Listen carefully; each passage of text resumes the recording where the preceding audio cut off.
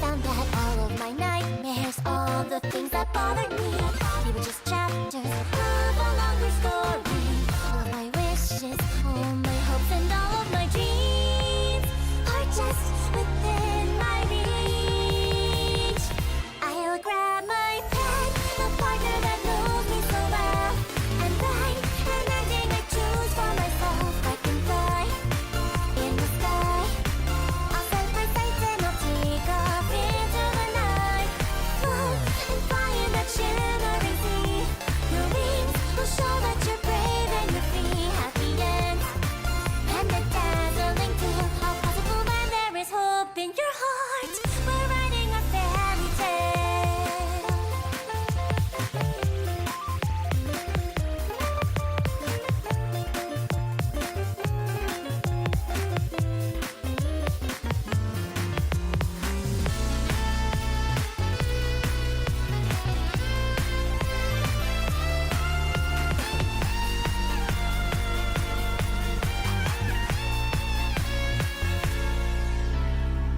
So grab a pen, together we'll write up a song and pave a path that will frolic along, made of dreams of our own.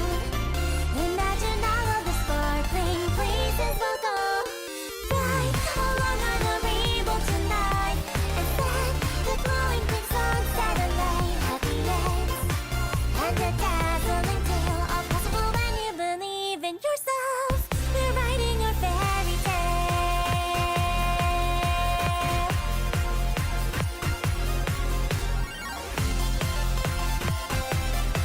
They're possible when there is hope in your heart. We're writing our fairy tale.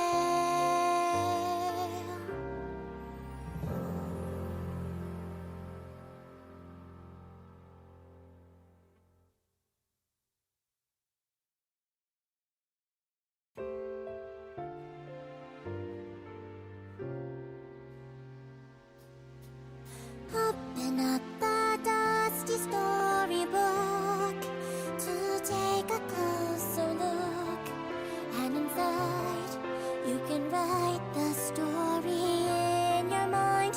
Once upon a time is but the start, two journeys of the heart, and your fate will change in due time. And soon you'll find that all of your weakness, all your insecurities, they were a chapter of a bigger journey. All of your wishes, all your hopes, and all of your dreams are just within your reach. So grab a pen, together we'll write up a song and pave a path that will frolic along, made of dreams of our own. Imagine all of the sparkling places we'll go. Fly along on the rainbow tonight and set the glowing pink songs satellite. Happy ends and the dazzling tale, all possible when you believe in yourself. We're writing our Hey, I'm Eggy Drago. I am the cream of the crop. I am the yolk on top. I'm a part-time video store clerk, a part-time brawler. Oh yeah, and a full-time human being. Wow. When I went to Tokyo back in February 2024, I went to an idol concert on a whim because my VTuber Oshi, who graduated, was into that scene. Needless to say, I got hooked.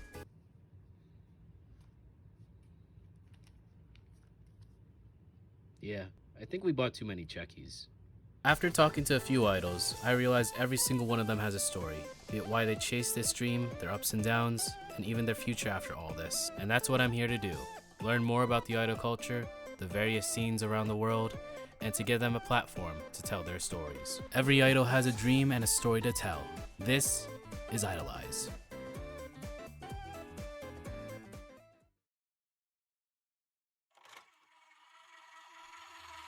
The best times have no. This is the place to. Who's the bee causing all the buzz? A triple threat of talent, Phoebe is a voice actress, VTuber, and most importantly, a kaigai idol. When I was just getting into the VTuber scene back in 2021, she was one of the first indie VTubers I watched. And now 3 years later, ahead of her VTuber re-debut, it all comes full circle when I interview her about her journey as an idol to start this show off with some buzz. All eyes on me. Idolize, Episode 1, Phoebe, Wednesday, May 8, 5 p.m. PDT, 8 p.m. EDT, only on twitch.tv/EggyDrago.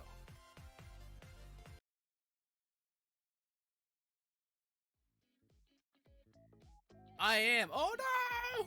Oh, there we go. Okay, I am the cream of the crop. I am the yolk on top. I am mighty Eggy Drago, and we are here not for Section Eggy, not for Vendetta, not for 0 Hour.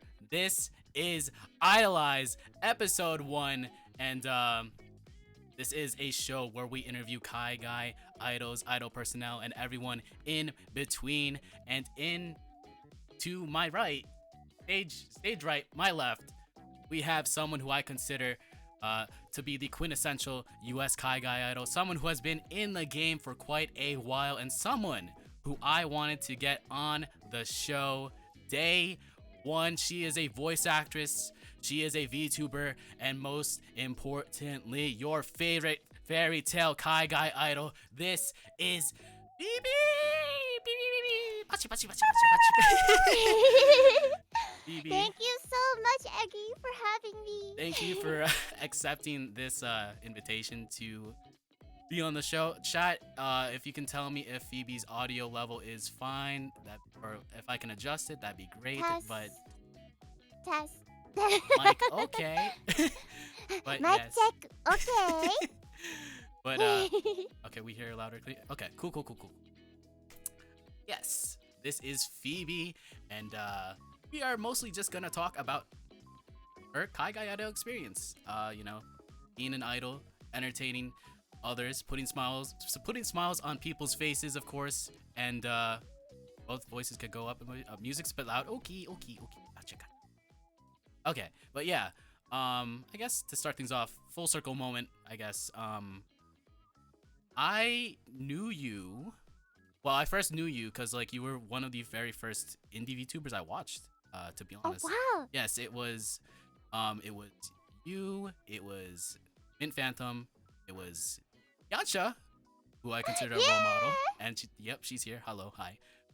And then Yuma Yamano, and then there was like a grandma who got arrested for tax evasion, but like that was them. Like those I consider like the very first indie VTubers I watched. And another full circle moment as I used to be a VTuber karaoke clipper for mostly Hololive stuff, unarchived Hololive stuff, and I wanted to like branch out and put a spotlight on mostly indie VTubers that sang. And then I did clip two of your clips. It was Plastic Love. Plastic Love, yeah. Yeah. Wait, so that was you. That was I me. was like, Yeah, your name is so familiar. Yep, that's me. And then it was Plastic Love, and then you commented, and I was like, how did you find this? And then it was Muso Express, which almost killed the channel. Oh my god. Yeah, I got a super copyright claim for that. But I'm so sorry. No, that's on me. That's on me. But yes, that's full circle moment. Because like now, 3 years later, you're on the show, and yeah. Anyway, I guess we'll start off with your origin story. Take it back to 20XX, 19XX, 18XX. I don't know if you're, Phoebe's Eternal. Maybe, take it back to who got you, or like what inspired you to become an idol, first and foremost. Well, I would say that I've always loved singing. In particular, Japanese music, and I gotta give it to my parents for that. They really were the OG weebs.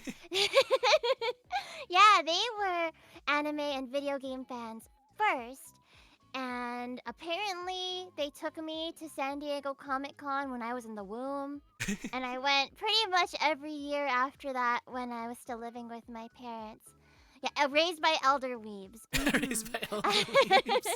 I went every year with them. They introduced me to video games, to anime, and one of the very first anime they showed me was the original Super Dimension Fortress Macross that they watched when they were kids. Oh.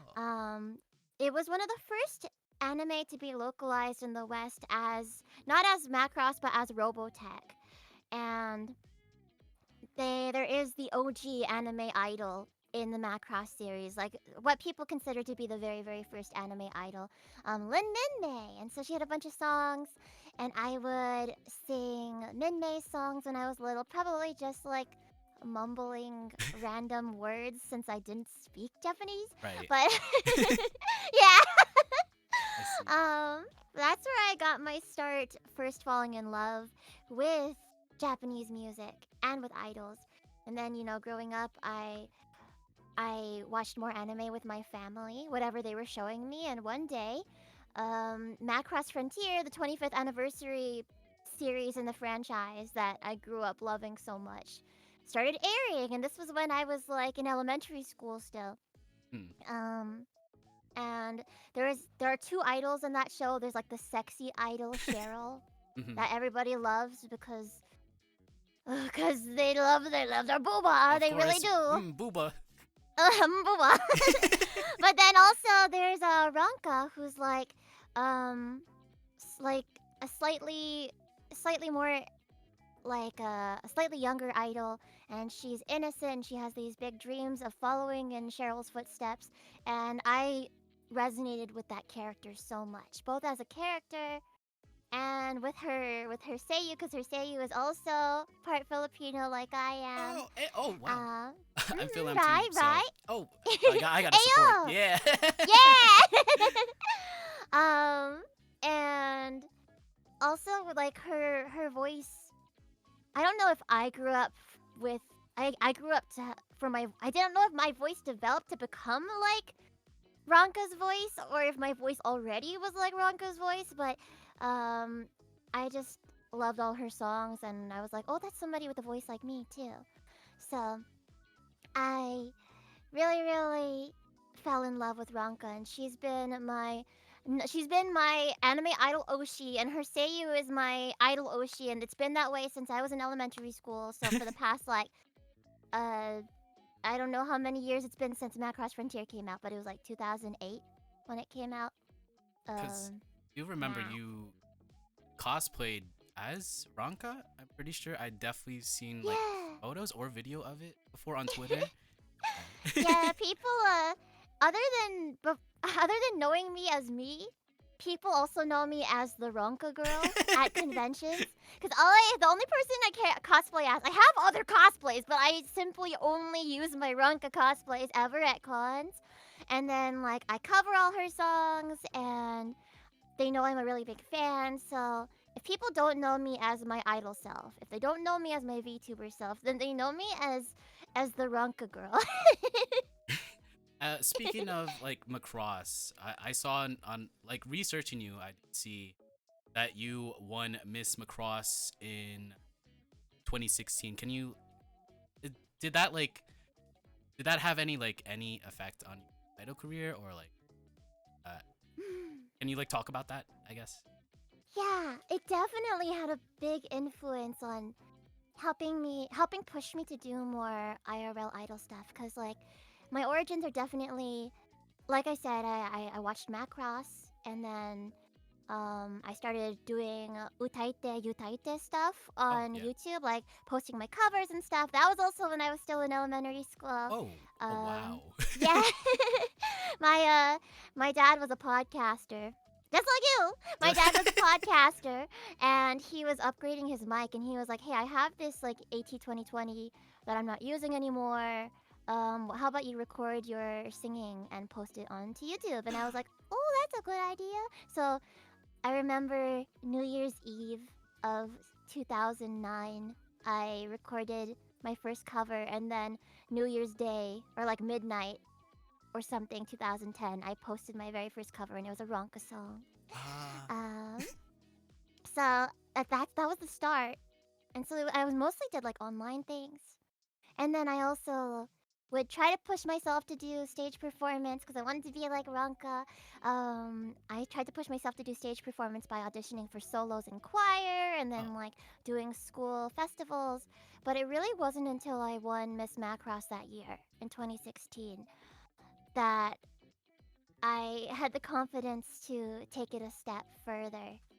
And so it really kickstarted me. I had always seen online that there was a convention, the only Macross focused convention in the world at the time, in California, where I Oh, happen to live, called convenient. Super. Well, nowadays it's called Super Dimension Convention, but before it was called Macross World Con, based off of the Macross World forums, Mhm. and they always every year do an idol competition. It doesn't have to be like idol related stuff, but just like Macross related stuff, and it's like a some people do like talent stuff like singing and dancing, and then other people like just do cosplay walk-ons, kind of like a masquerade. I did a cosplay of Freya, so not even Ronka, but Freya from the newest Macross at Oh, the time, so Macross Delta. very timely, topical. Yeah, Yeah. very timely. And then I did cause have you watched Macross before as well? I have not, but I've seen two of the Seiyu at Anime Expo 2017. I think they performed alongside Aqua and Yeah, I was Cinderella there Girls. that Oh, one you too. you were there? Oh my god. Yeah, but that was the idol themed show, right? Yeah, that it they was. did. Yeah. And there's like Idol Master there, Cinderella Girls and stuff. Oh my gosh, yeah. Yeah. So, um, I cosplayed as one of those girls that you saw perform Oh. voices, Freya, and then I sang Ranka's signature song Seikan Hiko, which is the song that inspired me to get into like utaite idol stuff. And I did like a little comedy skit at the beginning too. And looking back at it, it was not my technically most impressive performance, but the judges really they told me that they could feel and hear my passion in the entire performance, that I put a lot of thought into it. So I ended up winning the grand prize that year, which was amazing and mind-blowing to me because the prize that year was a Ronkali teddy bear that had only like 300 or so, a couple hundred copies of it made in the world. Yeah. And I used to stare at it on the internet as a kid and be like, wow, I want that, but I'm never going to see it in person in my life or touch one. Several and now years later, you got it. Right? Yeah. I have one of my own and it's in my room and it's in my little shrine of precious things. And it was really it was the first time I used to cry after every single one of my performances, but it was out of like embarrassment. And that was the first time I cried after a performance out of happiness instead.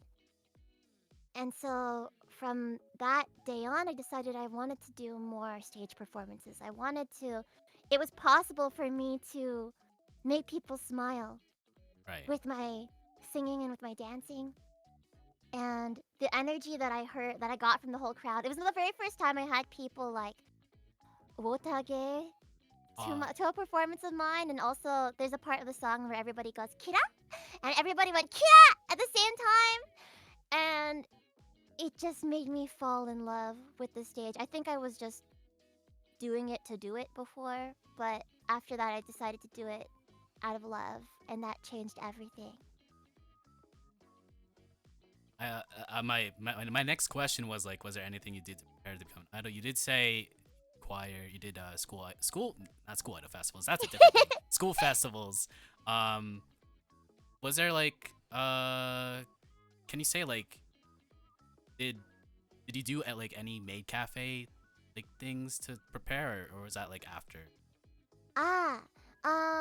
So I did do some maid cafe stuff. That came a little later though. That came I see. after I was already doing idol stuff. But in terms of preparing for idol things, I got my very first part-time jobs specifically so that I could pay for singing lessons, because my parents were always like, "Oh, it's too expensive" and stuff. So I finally, when I was able to legally work, I started like getting my first part-time jobs for singing lessons, and then eventually it was like the next year after the Miss Macross competition that I won. There was a little academy that popped up in Southern California called Idol Academy, and I haven't seen anything else of its kind here in the West. But it gave singing and dancing lessons. So there was a singing teacher, there was a dancing teacher, and they taught us how to put both of them together. There were only 2 students, me and then one other person who I ended up forming an idol group with. Ah, And yeah, we were the only 2 students because I guess there wasn't at the time there wasn't like a big kaigai idol culture, especially in California. I saw it in like Florida and stuff, yeah, it but seemed very niche. Even like when I mm, got into the scene like this year, it felt very niche, but like at least it's a little bit bigger compared to like several years ago, I'd say, right, right? it's still super niche. I think you're right, but it's definitely grown a lot from what it was before. I am up until very recently. I kind of was the only kaigai idol in California for like years. And What? then now Wait. there's like a lot popping up. Oh, Yeah. I mean me and my group mate. But then the group is no longer. So like it was just me for a little bit as well. Mm. let's see.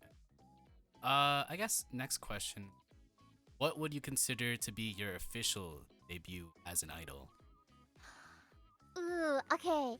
I would say that was cuz like technically my very very first performance with uh that partner of mine at Idol Academy was the very first anime impulse ever, which I think was back in like okay, wait, hold on. When was the first it was like either 2018 or 2019. When was the first anime impulse? Google, save us.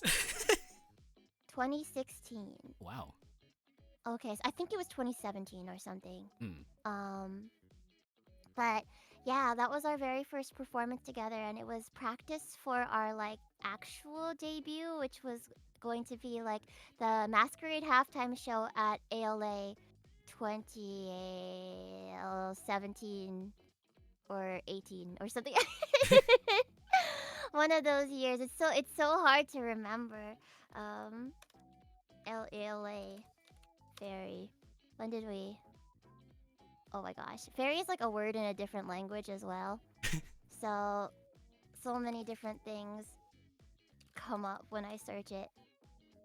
2018, yeah. So I guess technically our debut was January 2018. Um, so yeah, that was interesting. That's what I would consider my idol debut. But my Uh, solo idol debut came like the following year, I think. I see. Mhm. I I guess we'll go. Yeah. What was your first performance like as a solo idol officially? How was that like? Oh boy, that was it was it was really fun because by then I had like garnered some experience, like at least a year or two of experience doing stuff in the idol group that I was in, Fairy. And so I was a lot more confident on stage than I had been in like any of my previous solo like competition performances or like choir performances and stuff.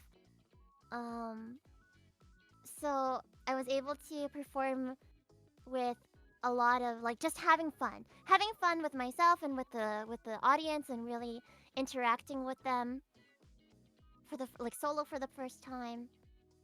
It See. was pretty incredible. I'm pretty sure it was like it was either an Anime Los Angeles or it was a Annie Fest. I don't remember which one it was. But it was really really cool to take everything that I had learned over the years and just be able to like put it all out there at full force on stage for the first time. I guess building up like that experience, doing like performance prior to that, did help. But like, did you have like any? Were you nervous? Was there like stage fright or like anything? No. There's still stage fright going on every single time. You, Still, but it's once I get up on there and I see the audience, it actually makes me feel better. It makes me feel better. Whereas before, it made me really nervous. Like getting up in front of people, Like, I would feel super confident and I would sound great in practice. And then I would get up on there. I would be so scared seeing the audience staring back at me. And then it would make me, like, lose all my breath support and I would turn into a noodle. And I would, like, my voice would crack a lot. That was a problem before. But, like, nowadays, I'll get up there. And this is kind of how I felt as well during that first solo idol performance. I'll, like, get up there and the audience will energize me. Suddenly I'll just be running on pure adrenaline no matter how much or how little I've eaten that day or slept the previous night before. I'm full energy right then and there, and I am just ready to make those smiles in the crowd bigger and bigger. So, yeah, it's the opposite now. I get up there and it makes me feel better. I guess you know, you made your debut. You have to like get your name out there. What was it like just starting out? How did you get your name out there? And like what did you do? Um, it was certainly hard at first. I really didn't learn what marketing yourself was really like until I started VTubing. There is so much that I took from VTubing that has made my IRL performances better. One of them being like how to market yourself. I was so scared before of like coming off as being too like I didn't want to promote myself because to me that felt selfish. Yeah. But that's literally what self-promotion is. You have to like you can't do anything unless you are at least a little bit like you need to know what is unique about you. You need to know what makes you stand out. What is your appeal? What are you selling? And then you gotta just let people know. Yeah. You gotta let people know and hope that like the right people see it. So yeah, VTubing really taught me how to use social media to promote myself and you know how to also promote yourself by diversifying. So like first I was like just doing my IRL performance stuff and then like occasionally like covers. I was really busy with school at the time, so I like would do covers like maybe like once or twice a year. And then just like sometimes do stuff outside of like performances, but I realized you gotta connect with people. You gotta connect with people and then keep yourself in front of them even when you're not on stage. So like I started streaming and then I started VTubing and I made a Discord server and started like posting more things on social media more frequently and not being afraid to talk to people, whether it's fans or fellow creators. Networking I learned as well. There's just so much to it and I'm still not the best at it, but I'm trying to get better and better. See, I guess to relate, I did I did join your I did join your Discord like several years ago. Like when I was starting out too, like I was hustling, so I definitely was not talking in there. I was just posting my my stream links in the self promo channel. I'm pretty sure you had one there. It might have been Yuma, it might have been Yancha's, it might have been yours, but like I was just hustling, so I apologize for that. I was not talking in there, but yeah, you know, No, get okay. it. Yeah, that was not a great time. You know, but you know, getting older, I realize, you know, some stuff you are that you did, some decisions are kind of dumb, but like yeah. We grow up. We grow up. Yeah. But I guess marketing, self promo, networking, definitely yeah, it's something you take from VTubing. I guess like in general, that'd be like the entertainment industry. It's like networking and stuff, Yeah. right? Yeah, especially as like an independent artist or indie content creator or idol or anything, like you gotta be your entire team. You gotta be your marketing team. You gotta be your management team. You gotta be your. I mean, not everybody writes their lyrics and stuff, but I write my lyrics and like, um, sometimes you're training yourself and making your vocals and your dancing better without the help of a coach. It's a lot. Like you said, it's a hustle Yeah. and that's really, yeah, it applies to everything. I think what I've learned recently about like kaigai idol stuff is that I gotta get on TikTok because apparently that's where it's at. And I've not been happy doing it, but I'm doing it because I gotta. Uh, yeah, I've had Mm. experience with like being in idols TikTok streams. You know, having like it's casting a wide net of people to watch. Of course, you're gonna get like maybe like 20, 30 people, but those people aren't the best people to watch. You know, sometimes they're kind of creepy. Sometimes they are very weird, and sometimes they spam skibbity. But like, yeah, it's you know, fluff. You know, you've been there, we've been there. And, you know, but like, yeah, what was I going about? But like, yeah, it's yeah, TikTok is I guess the way, but like, it is very weird audience to cast a wide net on. But There are it is a some very, hustle. very like good eggs in there. Yeah, And yeah. I am also grateful when like my already existent Phoebe Hive friends and members come to the streams because then I have people in there that I'm totally comfy talking to. Right. But you do get some of the skibbities in there. No, you do. Yeah, that's why like yeah, I guess like yeah, I do like hang out sometimes in my Kamiyoshi's like TikTok stream just to deter or like keep the chat normal, I guess. Try to, segue into like conversations and stuff. But yeah, That's very kind of you, and I'm sure my chat does that too sometimes. So you guys are the goats, truly. I guess next question. When you were starting out, I guess when the first time I went to like a Taiban or like a concert in Japan, I guess after the show, you'd have like the idols themselves just sell merch, which was like, I guess shocking to me because like usually, they'd be like employees selling the merch and stuff, but like they are just themselves, just independent, just selling stuff. Mm. I guess when you were starting out, was there like Bupan or like merch time to, to sell stuff? Mhm. Again we were like the only Fairy was the only kaigai idol group in California at the time, and after that I was the only solo kaigai idol in California. And so we were able to like bring some of that Chica idol culture over and like get that started for the first time over here in Cali. Um so like we did have bookban time after our fairy performances.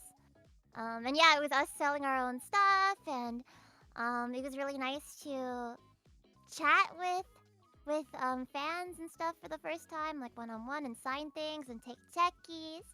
Um, I went in even harder with it for my solo idol stuff because at the time, Fairy did have management.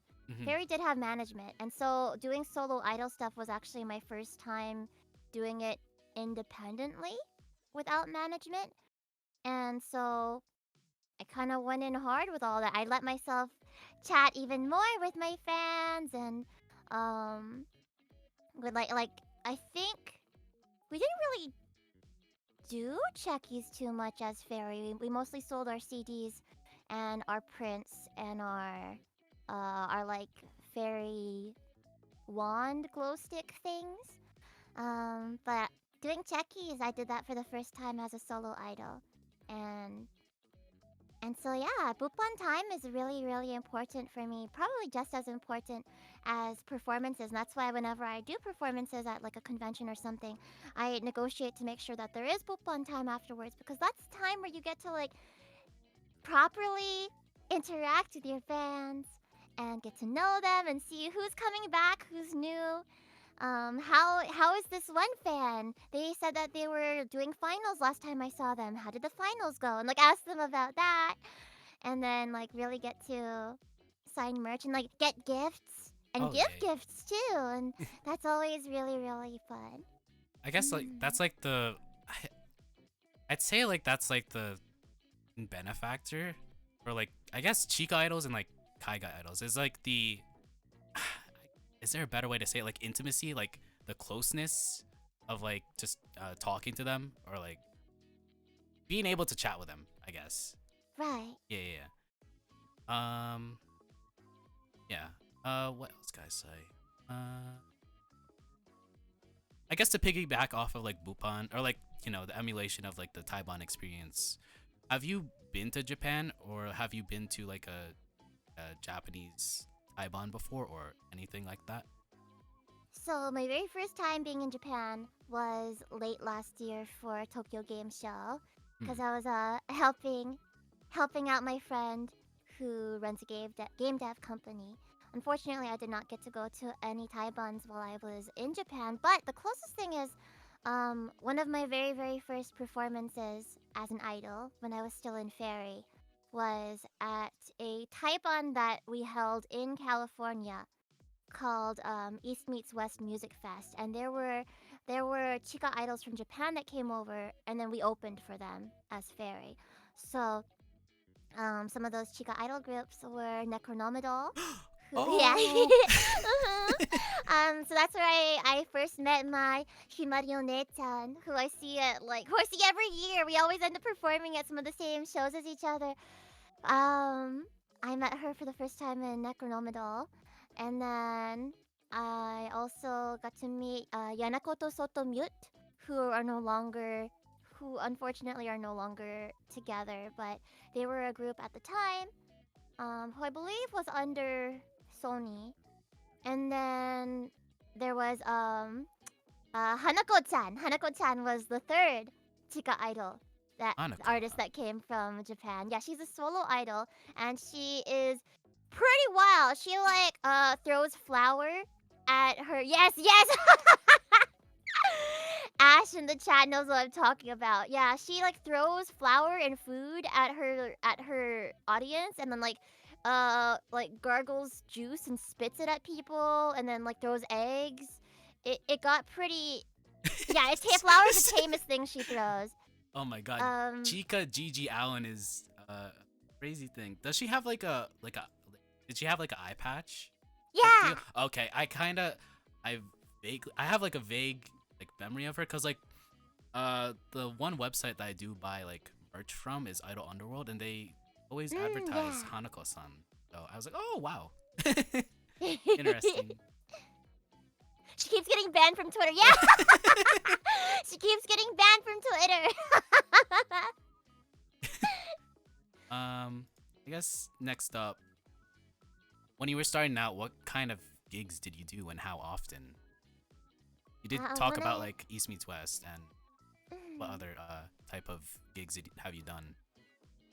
It was a lot of conventions, especially California-based conventions. My first time going out of California was only a couple years ago as a solo idol, to Northwest Idol Fest, which is in Seattle every year.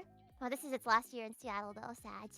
Um, and then yeah, it was mostly conventions and performing at like anime-related bar events. So it was and yes, I was allowed in even if I wasn't 21 yet because because I was a performer. So they made an exception for me. But yeah, I used to perform as Fairy a lot at like BarCon and stuff. Which is held in Northern California. And it's been multiple years since I've last performed at a BarCon.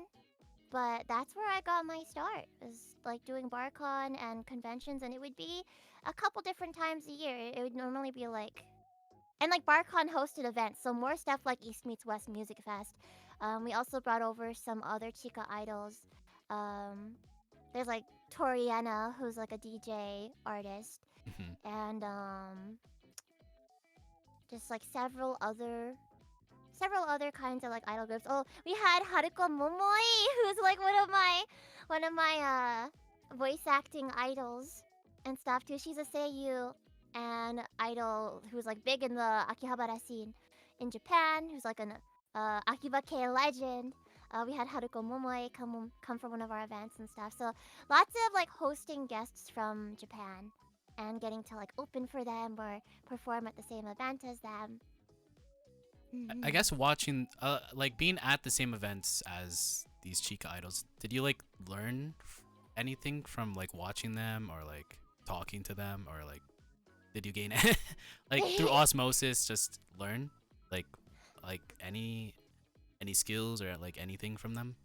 Oh, definitely. Like I look up to all of them so much, especially when it comes to their stage presence, when it comes to the way that they so graciously um, talk to each other, as well as like the staff of the venue, as well as their fans.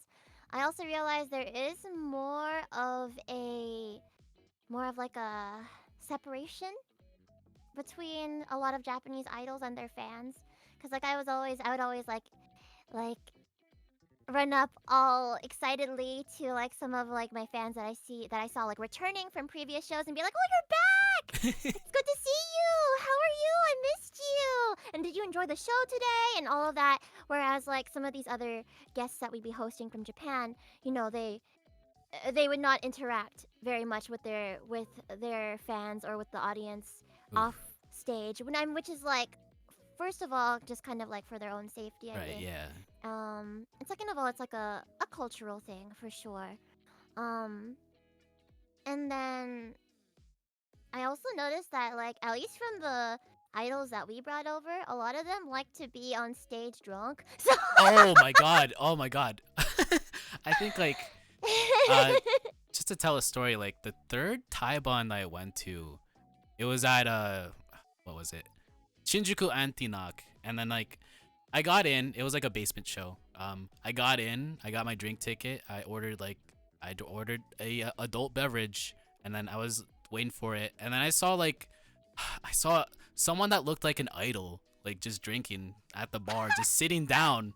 I was like, are is that one of the idols on the schedule? And then like and then like 30 minutes later, they're like they're part of a duo in the second act, and they're just, you know, they drank a whole beer and then they're performing, they're dancing.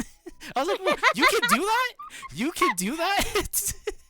it's definitely more acceptable like in the Chica idol scene than like corporate idols, Oh, but for sure, yeah. it totally happens, and and I'm too scared to ever try. Just Oh, cause like no, no.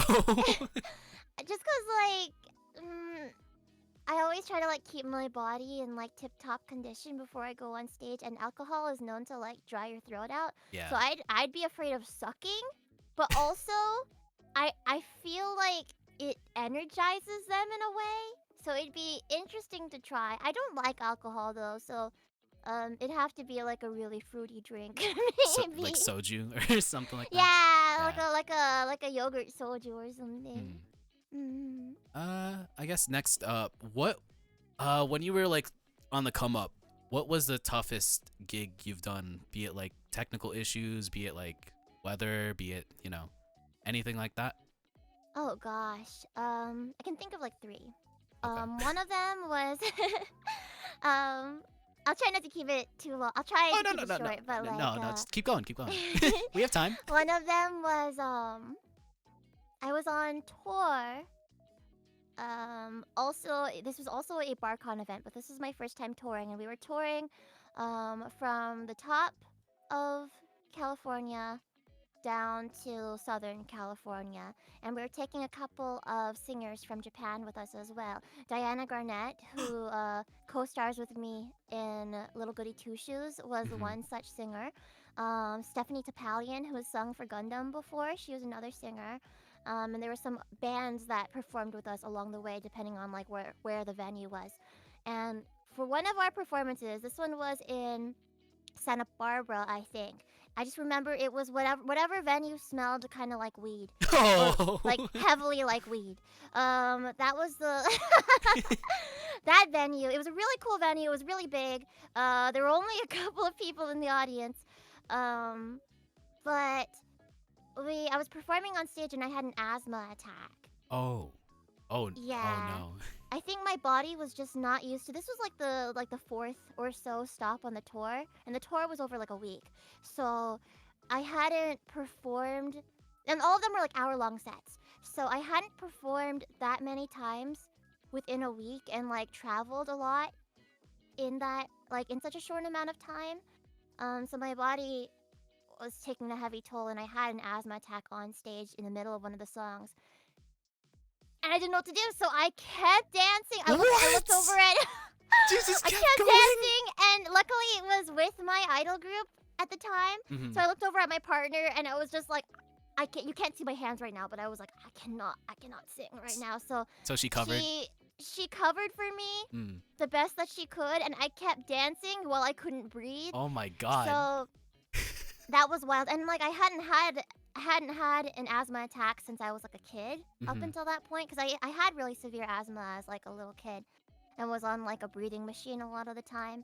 But I hadn't needed it in years, so I didn't have an inhaler on hand.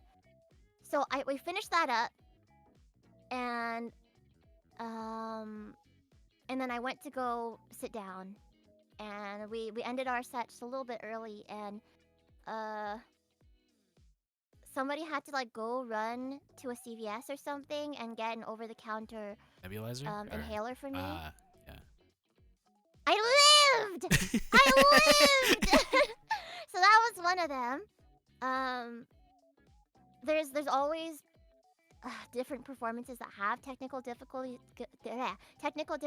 So there was one performance where we did not have stage monitors, which are important to be able to like hear the music back at yourself. Because any speakers that are pointed towards the audience, you're not going to be able to hear from them. Right. You're not going to be able to hear those from the stage.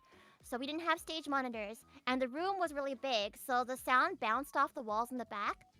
Mm-hmm. And everybody that performed that day on that stage was like a couple seconds off from their music. Oh, that is not good. Yeah, they were hearing the music bouncing off the back of the room back to them. And so, like, nobody was in sync with the music when they performed that day. So luckily, it wasn't just us, but I'm sure people in the audience were very confused. It was not a good performance for anybody.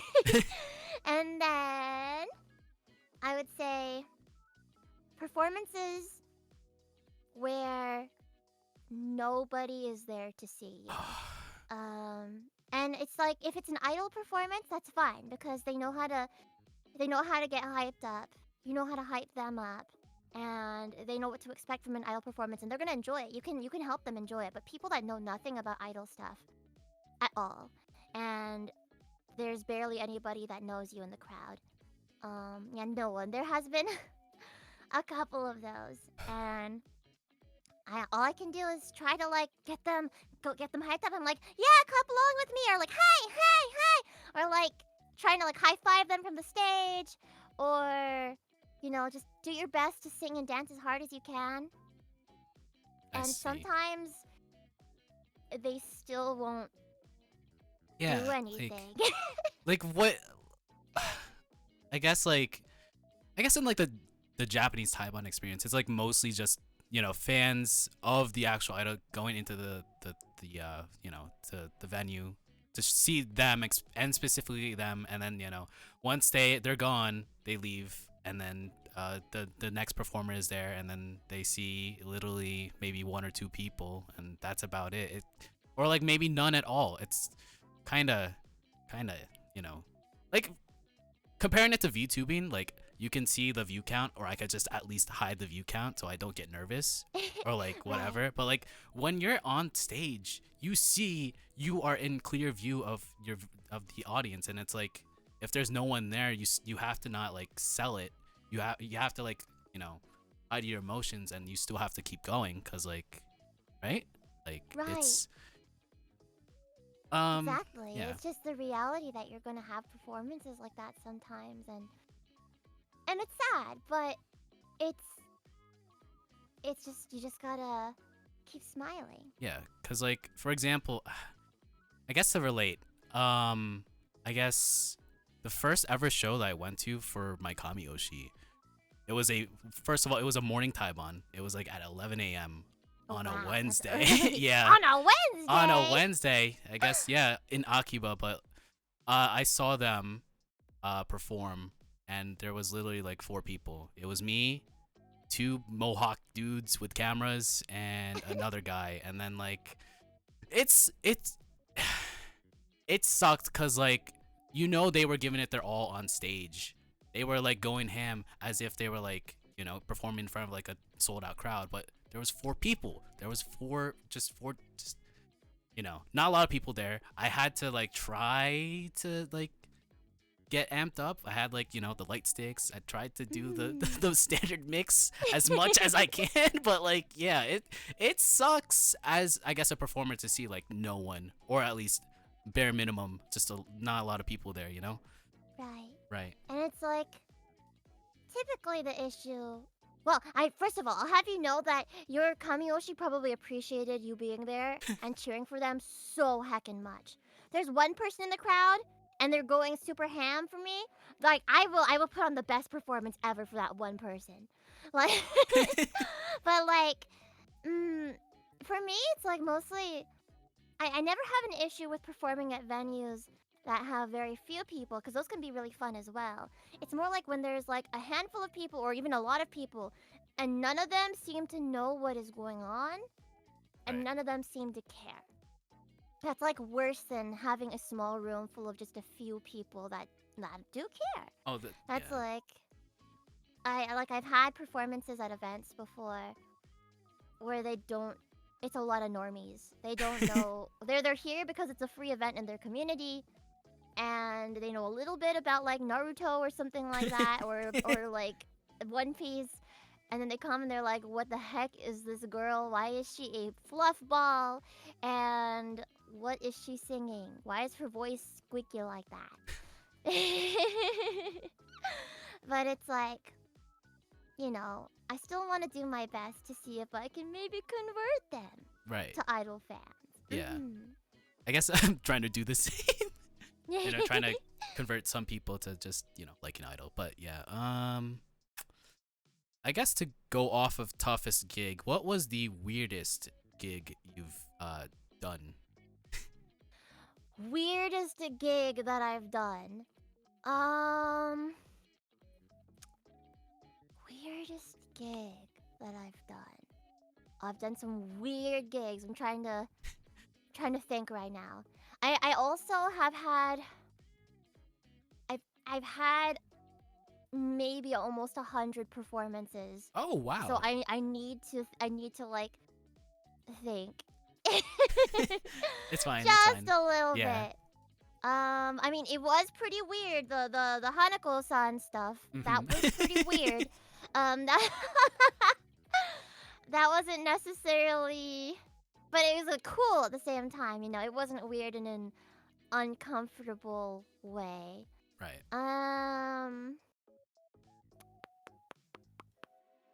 I'm like looking through my list of all the performances that I've Oh, had you have a list? right now. Oh wow. I do. I have a list. Do you want me to show you? Okay. Yeah, this is. I'll just DM it to you right now, Okay. and you can see this is not even all the performances. I had to cut it off at 2017 because I could not fit more. Oh my goodness. Wow, that is a lot. Wow. Wow. Oh my god. Wow. I didn't realize you had that many. Yeah. I'm afraid to count. I'm afraid to count. I will say, I mean, the venue that smelled like weed was pretty weird. There was also like only a couple people, and there was like a restaurant on like the upper floor of it with like a big glass window where they could like look down into like the performance area. So there were just a bunch of random people like eating at a restaurant or like at a bar up above us that could look down onto us, and there were like just like 10-15 people in the actual audience in this big giant hall watching us perform. And then I had an asthma attack, and so Oh. that was like pretty weird. That was a pretty weird performance, I must say. I guess. How about? I guess while are you thinking about that? Like, I see here that you performed during the pandemic. It was. How was that? Because like I'm curious to like hear from idols who have like performed during the pandemic. Like, how was that when like there was no crowd and whatnot, or like minimal crowd or stuff like that, and they can't chant or whatever. But how was that? So it was mostly online stuff, actually. There was Oh. a big surge of like online like performances and idol festivals. And I mean, there was this one in July 2020 that you can see. That was just a little bit after I debuted as a VTuber, but it was it was a Swedish con, and I Mhm. normally wouldn't be able to make it to these Swedish cons, but I was able to perform for more audiences all over the world because of it. And it was weird not seeing the audience right in front of me. I see. Yeah. But it was cool seeing them in chat, and I eventually implemented this thing in my streams where people could use like wotage commands, like they could go exclamation point fua or exclamation point hi, and then it would like show like a little guy at the bottom of the screen going Aw. fua fua and stuff. Um, so that like kind of sort of I was like sort of able to emulate it, but it was definitely very different. It certainly made me realize that I wanted to dream bigger and I wanted to be able to perform on real stages for these same people all over the world that ended up joining my Phoebe Hive. So I still have those big dreams of doing like big international performances one day. I think the very last IRL performance that I did before things went into lockdown was Anime Los Angeles 2020, which you could see at the bottom of the I see. like bottom right. Com stage, fashion show, idol festival, headliner. Hey, wow. Yeah, that was real cool. Those were fun. Those were some of my first couple of performances as a solo idol too. And it was weird coming back to IRL performances after everything had been online for a while. I do believe my first IRL in-person performance after pandemic was Super Dimension Convention in 2021, which is the place where I got Miss Macross. So that was cool. I went to the very first Northwest Idol Fest shortly after that, and I had so much more. I thought I would be rusty after like not going outside for 2 years, but I actually had a whole I had a whole bunch of experience from streaming and VTubing and all the singing work that I had been doing during that time that I was able to like transfer to my IRL stuff. So that was cool. That was real cool. I guess to head back from weirdest gig. Have you thought of any? Or is it just I really think that like that was it? Weed Venue one was probably the weirdest gig. I can talk about weird other things. I can talk about weird like auditions and stuff, but go for it. definitely I guess, not. Really? Yeah, why not? Oh. I mean, okay, I think those stuff are. I think all of that's NDA though. So. Oh, okay. Sorry. All right. I don't want to get sued. I don't want you to gomen. get sued. Okay. I guess. Yeah, I've looking through your discography. I've seen that you are. Oh, I should probably mute that. Oh my god, the bits. Thank you for the bits though. Oh. You're pretty involved in writing lyrics for your songs. What was the very first song you wrote lyrics for, and how was that experience just writing, lyrics? Well, for myself, it was Desu, which was on my very first EP, Moon Garden, and that was a collaboration with a producer, and the song already kind of had like. They were like specific. They were like it kind of sort of had lyrics already, which is it had like he wanted each of the lines to end with this, and I was like, oh, okay, I have to write to that. So that wasn't like fully getting to write lyrics, that were entirely my own feelings and stuff. It was a collaboration, but it was cool, and it was my first time writing like lyrics by myself in Japanese. I will say though, my first time writing lyrics in general was for a song for the idol group that I was in, Fairy, our debut song, Fairy Dust. Only a couple people in chat probably remember this because this was way back when.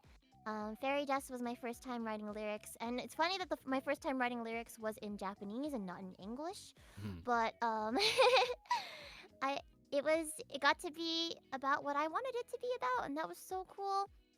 I wanted to write about magical lands and fairies, and I mean we were called fairy because it was like a combination. It was a pun on both of our names, I see. Yeah. and it was cool. I wrote most of the lyrics, and then my partner spoke or speaks Japanese, and she like did a bunch of a couple of like tweaks here and there, and it was so cool. Getting is the coolest feeling. It was like a dream come true getting to like record it and then hear like an original song with my voice on it for the very first time, and then to get to perform that on stage. It was so special. It was nothing anything that I ever thought I would do. Because like And that's it your was work. You're performing that. It's a labor of love, as they would say, right? Like truly, yeah, truly. yeah. What else? Oh, I guess while I was doing research, because you are tenured, you have a lot of, I guess, interviews or previous like interviews that you've done. So I had a lot to like go through, parse through. I saw that you were signed to a Japanese label. How did that come to be? Ah, so that was Half Records. Yeah, so Haneda Anime Festival Records, Mm-hmm. HAF Records or Half Records, as all of us that were in Half Records called it. Um, I was I was still a babu in school, and I saw this audition, and it was for people to like sing Annie song and stuff like that. And I was like, I had been doing lots of auditions up until that point. Like I had auditioned for like to be like a Sony music artist. I had auditioned for like a couple of other Japanese labels, but this is the first one that accepted me. First and only one that accepted me was Half Records. And their whole shtick was bringing on foreign singers like in different countries all over the world outside of Japan, and having them cover and sing Japanese anime songs, and possibly have the opportunity to sing some original songs for like games or anime as well. Right. Now that didn't really come to fruition for very many people in Half, but we did release a lot of singles and albums of covers. So what I did was I sent in an audition. They were interested in me, and then they were like, "Hey, can we have you sing? Now we want you to sing this song from our library of like coverable songs." And it was "Kimi no Gin no Niwa" by Calafina from Oh. from the Madoka Rebellion movie. Mm-hmm. And I love Madoka, so I sung that, and they were like, "Okay, you're in. We're gonna need your parents' permission since you're not quite of age yet. So we're gonna need to have them sign this stuff." And then I got in, and they would like assign us songs, and then they would do like collaborations with Joy Sound to get us instrumentals, and then get us like the recording rights and the distribution rights for all of these different Japanese songs.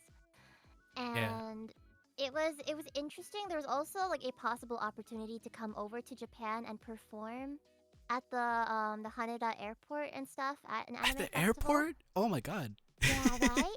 Which would have been cool. After a couple years in there though, like a very short time, people started getting people started realizing that they were a little sus just because like nobody had received their payments at all the Oh. entire time. Now, granted, artists don't get very much. Like I know now as somebody that distributes my own music that musicians do not make money off of their music. They make It's like mostly less than pennies. it's mostly merch, usually. right? Yeah. Yeah, it's mostly merch. Hmm. So I mean, we wouldn't have been able to like break the threshold very much anyway, but there were some people that broke the threshold that hadn't seen their money yet. And so people started complaining. And then there was a famous, and I'm allowed to talk about this. This has been talked about on socials before. Ooh. There was a data breach where Oh. a bunch of the artists had their bank account information Oh my and their God. addresses and all sorts of really private information leaked. What? Yeah, it it was really, really bad. So Was that the last straw? Like that for was the most last people? straw. Okay, yeah. Most of us quit. Oh, Most of us. most people kept There going were after that. People. there were a handful that like were like I guess relatively successful under half. But I still don't think it would have been worth it, even like in terms of like an ethical, because like I was one of the lucky people who did not have my information leaked. I guess it would have been at the time like my parents' information, which would have been really bad. Yeah. I was not one of those people, but I still quit because people were not being treated right. They were really trying to exploit people who had big dreams and who were desperate. And a lot of like companies will try to exploit those kinds of people and take advantage of them. So I was just like, no, I'm not having that, and I don't like the way that they treated not just me but other people within the label. So I left. I mean, my songs with them are still available on streaming platforms. I saw on YouTube Music. I was going through your discography. I saw the HAF stuff, and then I saw you did a cover of Koshi Tantan. I was like, oh, I like that song. And then Right? It's such a sexy song, and it's not my vibe at all. But they told me to record it. They were like, we want you to do this one. A fun fact about that song actually. So there's like little, like you probably heard it, but there's like little lollipop popping sounds in it. yeah. Like, and like I can't do it properly. Yeah, like that, like the way you did it. I can't do it very loud. So I had my little sister Fufu. I had her record those. They insisted on me recording those sound effects, so I had her record them. So she technically makes a guest appearance on that song doing the popping sounds. But Uncredited? that's uncredited. She was like, yeah. She was like, just don't, because I asked her to teach me, and then she was like, you're a failure of a student at making popping sounds. I'm gonna record them for you. Just don't tell them that it's me. So, yeah. My secret cameo by my sister. Yep. I guess next up, like, I had to deal. I mean, like, I interacted with your management, your current management before. But have you had like any? Was there a time you had like a bad experience with management, like previous or prior to like the people that you hired on now? Unless you want to badmouth them, I don't mind. All I will say is yes. Yeah. I'm very unlucky. Oh. I have really, really, really, really bad luck with management. Oh. That's all I will say. Okay. All right. Because I don't want to badmouth anybody. Even someone who deserves it, I do not want to badmouth them. But I'll just say to idols out there, or anybody who like looks into getting a manager for themselves, please take care of yourselves, respect yourself, know your worth, and do not put your foot down for anything sussy. Okay. I see. Yeah. I guess I put up with it for too long, like many years. Well, thankfully you're out of it with new management, right? I mean, it's like my friend who's helping me out, and that friend doesn't really have very much experience doing management, but is really, really, really doing their best and is learning. And so like it's way better than what it could have been. Let's see. I guess we talked about it a little bit, but like you were in a idol group, Barry. But I guess to like go off that, do you enjoy being in a group or just solo? There's pros and cons of both. I have a very, very like detailed vision for what I want to see from my music and my content and stuff. So that's why and it's a lot easier to do that solo. So I like doing solo stuff, but also I do miss being able to like make music with people and perform with people and practice with them on a stage. When it comes to online stuff, Like, I think I do prefer solo. When it comes to IRL stuff, I like doing solo stuff, but I would really love to be part of an idol group again one day. We shall see. We shall see. It's hard to find like someone that lives near you Right. that has the same exact like goals and vision as you. I like both. I like both for different reasons. But I think I'll always like I think I will always lean heavily towards doing solo stuff. Cause like I guess like from like a viewer's or like an audience member's perspective, like if you are solo, there's not a lot of room for error, right? Cause like there's only one person to focus on. But like if there's a group, say it's like maybe 4 people, if someone makes a mistake, say it like they bump into someone, they just drop their mic, their shoes untied, like it's not there's like some room for error for that, because like most of the time they're not like the audience member is not focusing on that. They're probably focusing on their oshi or like the person that's actually singing right now. Like I guess there's a lot of pros and cons between like group and solo, right? Yeah, exactly. Because on one hand, like, I guess with like bigger groups, you can afford to make a few more mistakes because there's so much going on stage. At the same time, like if everybody's super coordinated and you're the only one that's not, then it's kind of noticeable there too. Right. It's a lot of, you definitely have to be able to practice with each other in person to get it down. And then I guess the same thing goes for like solo stuff, because there's like the fear of like you're the sole point of focus, so people will notice your mistakes more. But at the same time, you're the only one on the stage, so you can play off of it more and also like remedy it in whatever way you see fit, without having to like glance over at somebody and hope that they like read your Morse code like blinking or something like that, you know? So yeah, there are pros and cons to both, definitely. I think it just depends on the person. And also like what it is you're doing. Right. I guess next up, I saw you were on tour last year. What was that like? And was that like, I guess, your first time doing a major tour like that, or yeah, just want to talk about that? Yeah. So last year was my very first major tour as a solo artist. I mean, I had done that California tour when I was in that idol group before, but that was only California. This one involved a couple of other places like Seattle, Washington D.C., and it was probably the most performances that I had done in 1 year. So it was really cool getting to like brand it a certain way. Like I called it my beach to beach mega tour. And there was like beach Phoebe art and merch and stuff. And I had like a little stamp card that I made for people. It was like a passport. It was like their tour passport. And they could Oh. put their name on it and stuff, and like get stamps at each of the venues. And whoever like collected all the stamps would get like a super giant mega like TBH creature keychain that my sister drew.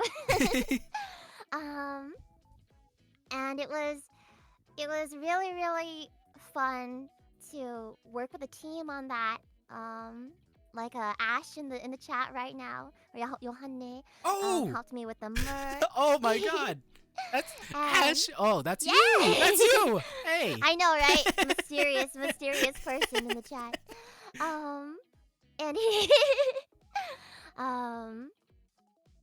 and like getting to see different people come out to, some people came out to every single one of the performances. I got to meet some people that I never got to meet in person for the very first time, who had been like my fans online for a long time, but I had never been over to their neighborhood over on the East Coast, and I finally got to see them, and they were crying moments, happy crying moments, and it was wonderful and truly life-changing. And honestly, I am doing enough performances in different places in the US this year where I could also call this year a tour. Mm-hmm. It's a lot of resources though, like to put together the tour. It was worth it though. Let's see.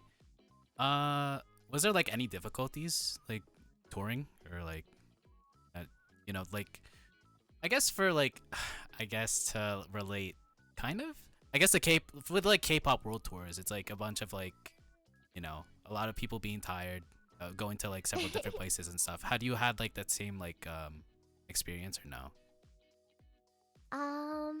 There was at least a little bit of time, at least for most of it, there was at least a couple of weeks in between my locations. Whereas I know that a lot of these bigger artists, they will tour and they will travel like from day to day to different places, which is really crazy. I did have to make sure that I took really good care of myself and my body though, because like I've always been a little bit sickly. Hmm. And seeing all these people in person and going to all these really crowded events and stuff, of course, like there's gonna be a risk of getting sick. So I had to make sure I was always taking my vitamins and my vitamin C and getting good rest as much as I could. Mm-hmm. And so there was that challenge of taking care of myself because I tend to do a lot, burn myself out from both ends of the candlestick. I feel that, yeah. And Yeah.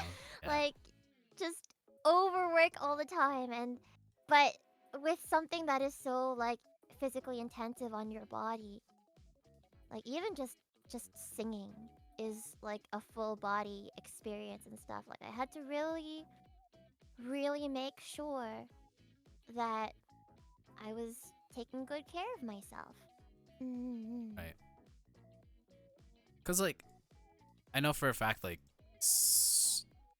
I guess to relate with like JP artists, like sometimes they have a crazy schedule where they're doing like probably like five, 6 different shows a week, maybe 2 in the same day, and like sometimes they probably don't have a lot of time to eat. Sometimes they don't get enough sleep because like they have to like prepare for another performance. Because like it's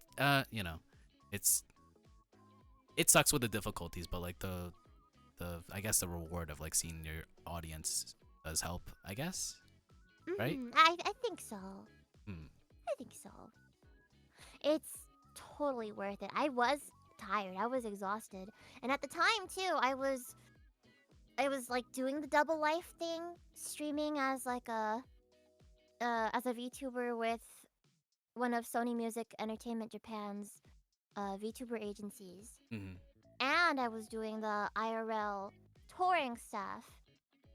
And just everything else in between, from like voice acting recording to like song recording and all of that. It was quite a lot, but my audience and my Phoebe hive always make me feel like it's worth it.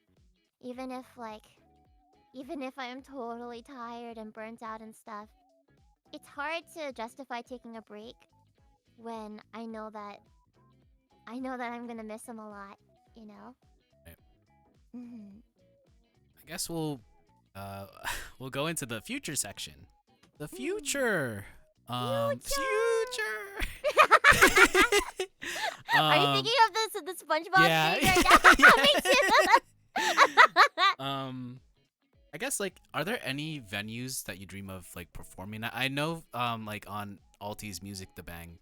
Also, Alti, if you're here, please put that on Spotify. That's episode 5. Episode 3 is just there. If you can, I only accessed it through an unlisted link. Alti, please, Alti, please put it up. It's a good interview, by the way.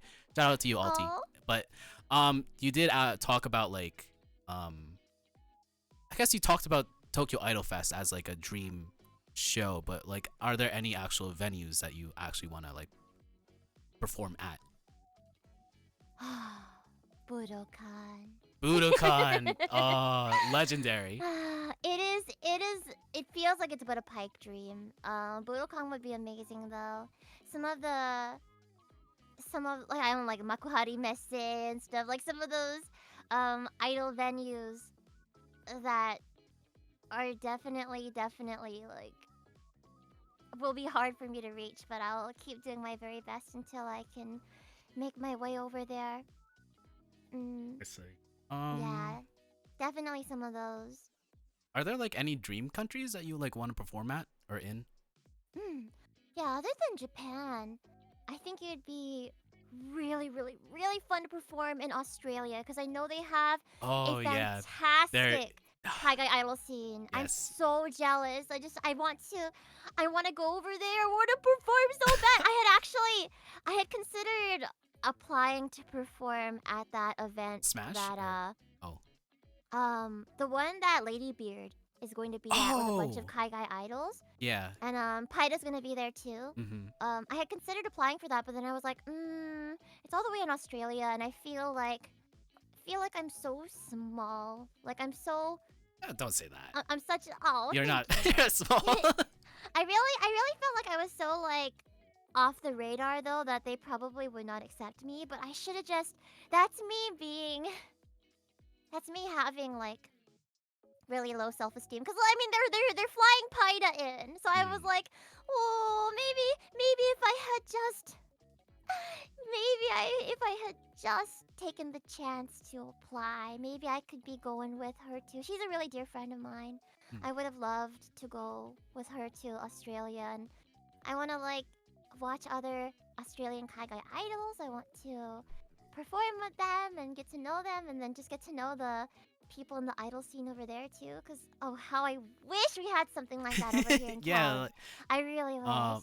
Like when I went to Japan, like my Kamioshis were originally in that Aussie kaigai idol scene, and then like I looked through like the actual community. It's a very dedicated but small fan base, but like it's something that we in the US kind of don't really have, I guess. But like it's interesting to see because like it's very much a very good simulation of like the JP Taiban scene, kind of like that's that type of format. But like there's a lot of really good and talented people there, like good talent, like people that I actually do want to like interview for this show. I'm sure you can too. I'm sure, but like people that I do want to like interview, people that I do want to see. I was like, one day if I have enough money and enough time, I would want to go to like Sydney to like go and like see the Taibans there, because like yeah, it's interesting to see, yeah. I share that dream with you, man. One day we'll make our way over there. And Ash is right. Thailand is actually was gonna be the other place that I mentioned. Ooh. First of all, because I do have a lot of Thai friends, and they've told me some wonderful things about Thailand and the food over there. But also there is a very, very dedicated idol community there, and I would love to. Like I would love so badly to go perform in Thailand too, and get to know all the fans and the idols over there too. I want to be Miss Worldwide B. I really, really want to. Miss Worldwide. Yes, Miss Worldwide. With the pitbull glasses. Yes. Yep, that's my goal one day, is to just be able to perform. I want to perform on almost all the continents. I don't know if I would go Antarctica? to the North Pole or I don't know if I would go to Antarctica. If Metallica could do it, you could do it. True. I guess what would you say is, I guess, what is life after like Idol? Like what do you want to do after that? Like, after all perform, like I know for some people, like after performing they just want to produce, they just want to like do choreo. But like asking you, like I know you have a lot of like hands in several different buckets, like VTubing, voice acting, but like what do you want to do after being an idol? On one hand, it's really, really hard to imagine because I want to do this for as long as my body will possibly hold out. And because I have really, really, really big dreams. I want to become like... I'm really, really happy that you think I'm the quintessential kaigai idol, because I really want to, like... That's kind of one of my dreams, is to become, like, the representative idol when people think kaigai idol. That, because like, yeah, definitely, because like You were definitely the first person that I thought of when I wanted to do this show. Aw, Yeah. it means a lot to me. Thank you so Mm. much. Thank you for accepting this. Of course, this has been such a joy. Like, you had nothing to worry about, truly. um, but I mean, and so I do plan on working towards those dreams for a very long time. But I mean, afterwards, I would love, love, love to become like a manager or producer or both for like an idol or idol groups, because I feel like there's so much that I have learned. I have so much. I have this whole like treasure trove of knowledge in my brain You have tenure. that. You have a lot of tenure. You've been in the scene for Aw, quite a while. So that's a lot of yeah. experience. So, I would love to like help people so that they don't have to go through some of the hardships that I have had to go through. mhm. Especially when it comes to management, like I still continue to dream about finding a female manager one day. Mm. Like shout outs to my current manager. I love you so much. My bro, but then also like I I think I think it's just a lot of female presenting artists like me long for that kind of comfort of having like n- like having a female perspective, or like also not fearing for our safety, that a lot of people have to do when they have male managers as like female presenting Right. uh artists. Cause like when I was in Japan, like most of the Taibans, or like yeah, I'd say most of the Taibans, some of those groups definitely just had majority male managers. I have not seen an actual female manager. When I was there, so like it's rare and it sucks, but it should be the norm, right? Right. Yeah. I got to experience that a little bit when I was in Prism Project, doing the whole VTubing thing over the past year, because all the managers there were female managers, and I was like, whoa! I had a hard time finding one. There's like 4 here, and and it was so lovely, and so that is the kind of that's the kind of that's kind of like the dream right now. I want to be able to provide that kind of reassurance and know-how and comfort to future idols. And then I mean, I guess like I've been getting more and more into voice acting, so I want to continue doing. Of course, I want to continue doing like singing and voice acting and music stuff even after I stop doing IRL performances. And then yeah, no matter what, I will continue creating the things that I love, even long after I have quote unquote graduated from being an idol. I think I'll always be doing music and trying to help people doing the same things that I've been doing, whether it's idol or VTubing or I don't think I have the know-how and experience yet for voice acting, but maybe one day. I saw you did like the boot camp. That's pretty sweet, right? I've Mm. been a lot of like voice acting is continuing to always train yourself, and I got into it kind of late in the game because a lot of people started out as like drama students and Mhm. stuff. But I never took drama when I was in like high school and stuff, and I mean, luckily, I seem to have a natural inclination for acting. I just gotta learn accents, and I have to learn different kinds of like technical techniques with equipment, and even stuff like how to talk like a commercial person. And there's just so much more to it than just talking Right. and doing impressions. So that's well, definitely, I will definitely be taking more of those kinds of boot camps and classes when I have the money to do so. I still need to play that game that you were in. I Oh, think we're all going too soon. yes, I had it on my wish list when they announced it, but I haven't bought it yet. But I might play it It's on on stream. sale right now. Oh my I god, think it is? Okay, I yeah, will buy I think I it. saw the devs right. I think I saw the devs like post about a sale today. I think. Hmm. All right, I Mhm. will buy that after stream. But Eggy's chat. Look forward to it. It's gonna be fun. All right.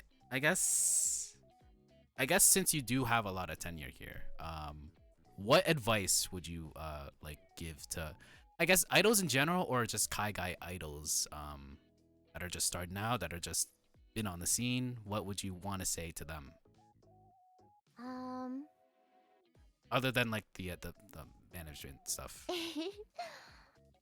a lot, but if I had to narrow it down, one of them is there is no right or wrong way to be an idol. Hmm. There's so many like uh standards people think that they need to meet or live up to, and like traditions and just stereotypes. And there are a lot of idols, not only in the chica idol scene but just like in general, that are starting to like branch out and kind of push back against those stereotypes and those expectations. To me, what matters about being an idol is growing, knowing that it's a journey. Something that I love about like J-pop idols compared to like K-pop idols is that like K-pop idols have to like go undergo all this rigorous training, and then they debut when they're quote unquote perfect. Right. Right. But a lot of like J idols, they debut when they're still very rough. And part of the joy of being an idol fan is watching them grow and growing alongside them. And so it's totally okay. Just do it. Just do it and Just do it do the it. way you want. Just do it. Don't let your dreams be memes. Just do it. Yeah, basically, honestly. Like to take the words of Sir Shia LaBeouf, like actual cannibal Shia LaBeouf, just do it and and do it in the way that you want to do it, because it's gonna bring joy to somebody out there as long as it's bringing you joy. And lastly, know your worth. I was reading a tweet today about I forget what it was exactly. It wasn't about idols necessarily. I think it was just about content creators in general, or oh, no, it was about voice actors. Voice And acting. what the person said was, they were like, have some self-respect. Desperation doesn't get you the respect you think it does, and it screws others' abilities to get a living wage by setting unrealistic expectations, like doing free PR, multiple jobs for the price of one, etc. Desperation hurts everyone, including you. I'm reading it word for word off of Melissa Medina's tweet right now. And she was saying that like some people spend their own money to fly out to a convention, and then when someone else, another voice actor, tries to get the con to pay and like pay for them to fly in or for their hotel and stuff, they go, well, so and so, this other actor didn't ask for travel expenses, and like and so it's like same thing with like, I really really want people to start realizing that what idols, kaigai idols, are doing is not just LARP. This is what some of us are doing for a living, and even the people that aren't doing it for a living, they put so much love and care and work into it. And so it should be treated at the same level as literally any other like kind of guests that you're bringing to an event. And so, and I have had like events suddenly either stop paying me or other people, Oh, or like refuse yeah. to, because somebody else on the roster who's doing something like similar to what we're doing is doing it for free. And it really does, it hurts everyone. Like I there was a one time like Paida gave me a little bonk and was like, Phoebe, you're worth so much more than this. You need to ask for them to at least fly you in and give you a hotel. If not, also on top of that, pay you like an appearance fee or something, because you're worth more than this, and so is everybody else that is doing what we're doing as well. And I agree, 100%. Just because I think I'm not worth very much, or I'm trying to work on that right now. I'm working on that right now. Just because I might have low self-confidence, doesn't mean that I want people to disrespect everything that people within the kaigai idol community are doing. Like, I want them to take it more seriously, and that's what I'm trying to do too. And and Paida and I have talked about being in this together and really trying to like spearhead this, but like we are trying to make the kaigai idol indie idol community be taken more seriously as an industry of its own. Right. And that starts with not doing free work for people. Because it's work. It's so much work. And money. Yeah. You gotta get paid for it. Yeah. So I'm trying to hold myself to that as well. Yeah, this is like kind of why I want to do this show, just to have, I guess, like to give kaigai idols a platform to like speak their story and just try to, you know, have them be taken seriously. Like you, like giving you a platform to tell your story definitely does. I learned a lot like talking to you like in this episode. Aww. But like yeah, I really do want like the kaigai idol scene in the US specifically, but like in general, just to have like, I guess, a bigger audience for one, and to have it to become like taken more seriously, of course. Yeah, but definitely. Thank you so much for doing your best to create this platform as well. It means a lot to me. It has been tough. I'm still nervous still doing this, but yeah, hopefully I can actually, you know, give people a platform, and hopefully people can actually see. So I guess yep, I think that concludes this interview, I guess. I have like one more thing, I guess. Like, yeah. Do you have any other upcoming projects, performances, anything that you do want to promote? Yes. So I am sorry, my brain was a little bit dead today just because I've been working really hard preparing for my re-debut and comeback as a 2.5D VTuber, which is going to be this Saturday, May 11th at 4 p.m. Pacific Time, 7 p.m. Eastern Time, on both my YouTube channel and my Twitch channel. It'll be my first time multi-streaming as a VTuber to YouTube and Twitch as well. Really hope people can come and enjoy that. There I will will also be there the no matter premiere. what. Eggy, thank you. It means a lot, and I'm happy I was able to become friends with you through this too. Yeah, there's gonna be a premiere of a new music video that day for a song that most people have only heard at some of my live performances, but finally the music video is coming out. And then I also have several other original singles in the works right now, including the long-awaited Freya character song for Little Goody Two Shoes. Her character song did not make it into the game because of time constraints, but I went ahead and like rehired on people from the game dev team to put together a character song for her, and I wrote the lyrics for it, and I hope Little Goody Two Shoes fans can look forward to that very much as well.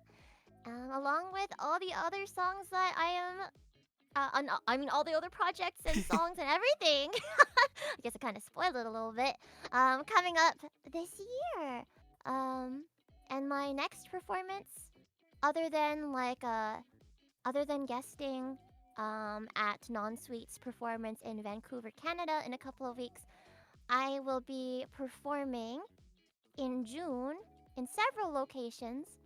LA is one of them for an event that I haven't been announced for yet, but you can look forward to that.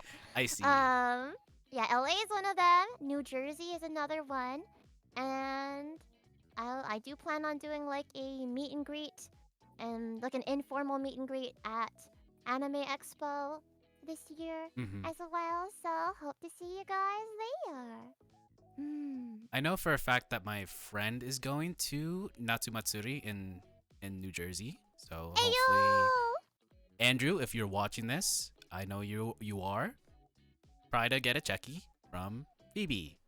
Yeah, or buy merch. Buy all the merch. Yeah! Yeah, I command you to buy all the merch. All of it. Yeah, and then I might Well, I might go to that LA event allegedly that you talked about allegedly, but yeah. Ayo? Since I am Yeah, a hit little me close up. by, yeah. Oh. Yeah. I guess we'll cap this off with a little known segment called the worst pep talk ever. Where, I've done this before. Thing called With Live. With Live, you can pay a little bit of money, like $20 for 5 minutes to talk to your favorite idol. Sometimes I do. When the clock starts going at like 1 minute, I just rush and give favorite idol the worst pep talk ever. So I will do this right now. 1 minute on the no, clock. I might cry. Here we go. Phoebe, you've been through a lot. You have been through a lot. You've been in the game for several years. You've been through so much, and I really, really, really hope you are the quintessential kaigai idol to me. And I hope it'll be I hope other people have the same opinion, and I hope you'll do a lot more songs, a lot more albums, stream all of my life, stream everything, the chill zone. Listen to everything in the chill zone in the middle here. Yeah, I really hope for the best for your career, be it in kaigai, be it in VTubing, of course, because you have your re-debut, and just everything in general. I just really hope for the best. That's all I want. That's all I want for for all of my guests, the best in their careers. And that is it. 1 minute up. That minute went by so fast. I'm impressed that you I had practice. Yeah, practice doing the worst pep talk ever for a minute. No, it was not bad at all. It was not. And thank you so much for the pep talk. I did start tearing up a little bit. It's been quite a journey, and I know that there's still so much more to go. But I hope everybody will, and you too, Eggy. I hope that you'll all come along with me and keep cheering me on until I shine the brightest that I possibly can on the biggest stage I can possibly get up onto. Thank you. And also thank you for being on the show. Of course, thank you for having me. I'm so honored to help you kick off IDOLEYEZ. If you ever do repeats in the future, I'm so happy to come back and chat with you anytime. For sure. I guess this concludes tonight's episode of IDOLEYEZ, but don't you worry, folks. Watch Phoebe's debut on Saturday. Tomorrow I have a Buckshot Lariat. No, that's something different. Buckshot Roulette stream 7 p.m. PDT, 11 p.m. No, 10 p.m. EDT. But up next we have another guest lined up for IDOLEYEZ, and let's see who it is. Production team, production truck. Let's put this on right now.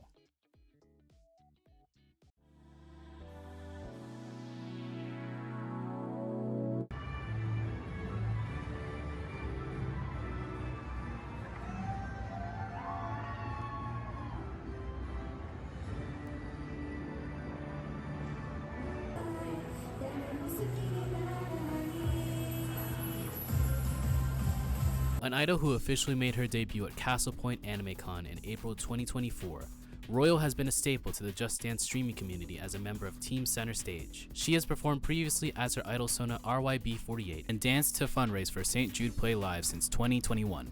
And next week, we interview her on her origins as an idol and what her plans are in the future. All Eyes on Me, IDOLEYEZ, Episode 2, Natsu Matsuri Arc Part 2, Royal, aka Royal Bucks, Thursday, May 16, 8 p.m. EDT, 5 p.m. PDT. Only on twitch.tv/EggyDrago.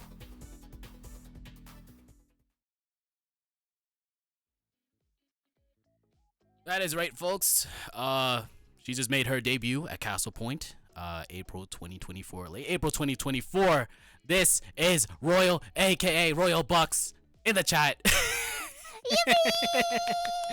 So excited to see Royal's episode as well, so you guys all have to come back.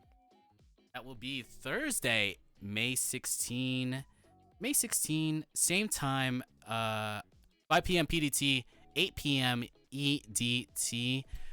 I guess, yeah, there's a lot to talk about with someone that recently just made their debut, had a lot of, experience in the Just Dance community, and we'll talk about that next week. But I guess that is it. You guys, all of you, will follow Royal. No, follow her Twitch, follow her Twitter, everything, and then yeah, that'll be next week. But in the meantime, Buckshot Roulette tomorrow for me, Phoebe's debut on Saturday, and yeah, Phoebe, do you have like anyone in mind to raid, just so we can Let me take a look at my... That's a lot of people streaming. Oh boy. Yeah, let me take a look at my following list. That's a lot of people streaming. Okay. There is another idol. She does VTubing stuff mostly, but I do know that she's done some idol things as well. Let's raid into... I'll put her name in the chat for you right now.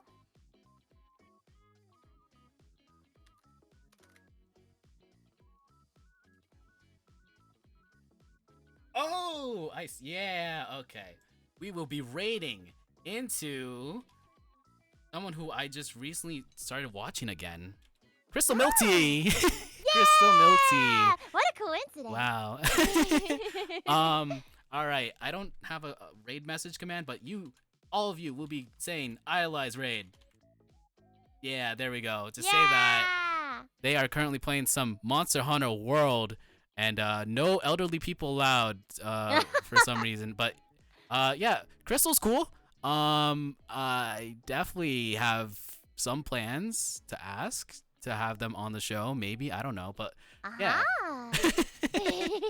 But yes, we will be raiding into Crystal Milk Tea's stream right now. Take care, brush your hair, be kind, rewind. Phoebe, do you have any last words to say before we raid into Crystal Milk Tea's stream? Can we try my call and response real fast? Oh, okay. So the way it goes is I'm gonna ask a couple questions. The answers are Feebee and Phoebe. Okay.